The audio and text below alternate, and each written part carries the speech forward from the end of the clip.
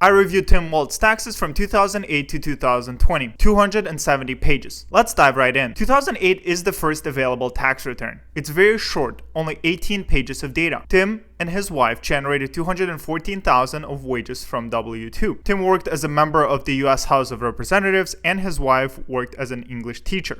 Interestingly, no interest income was reported on his taxes. Perhaps he wasn't utilizing a savings account. Additionally, no dividends were reported, suggesting he may not have had a brokerage account and was utilizing tax advantageous accounts.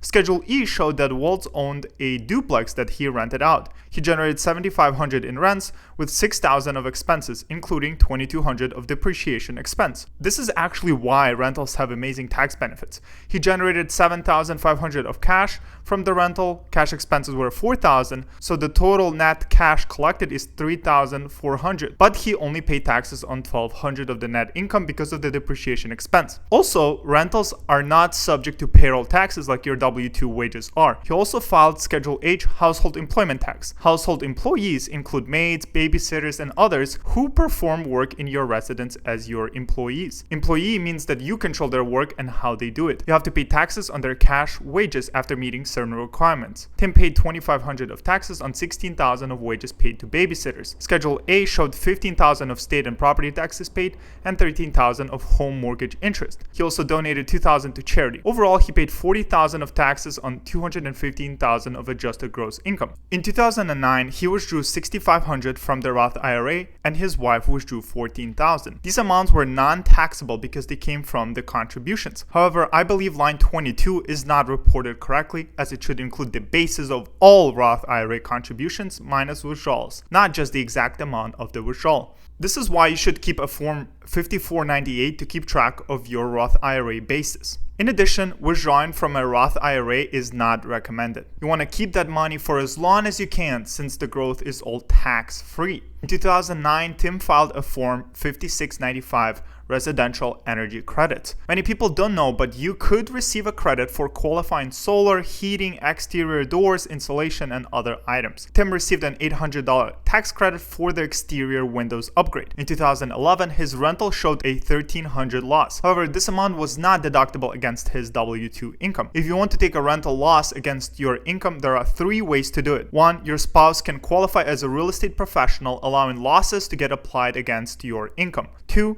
you can qualify for a special allowance, which allows a $25,000 maximum deduction if your adjusted gross income is less than $150,000. Or 3, short-term rental with a material participation. For the next few years, there is nothing particularly interesting happening aside from tiny salary increases. In 2011, he generated $217,000 in wages. 2012, $219,000. 2013, again $219,000 in wages. 2014, $220,000.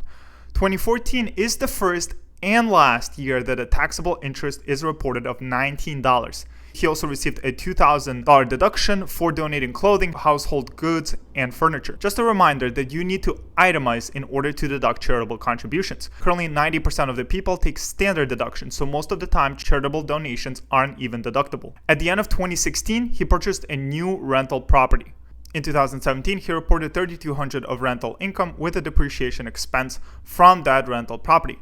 However, I noticed that no taxes, insurance, or utilities was deducted. In 2019, Walz sold a duplex for $304,000 that was partially used as a rental during his early years. He was able to exclude a large portion of the gain due to the primary residence exclusion.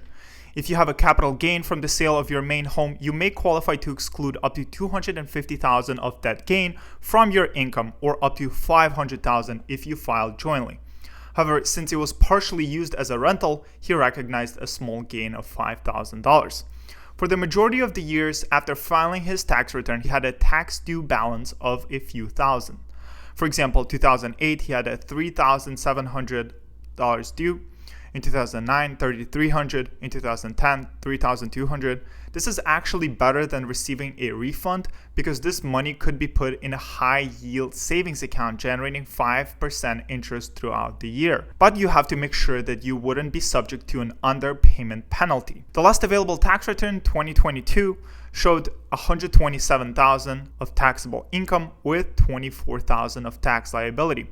Waltz's wife continued working as a self-employed educator, earning about $50,000 a year.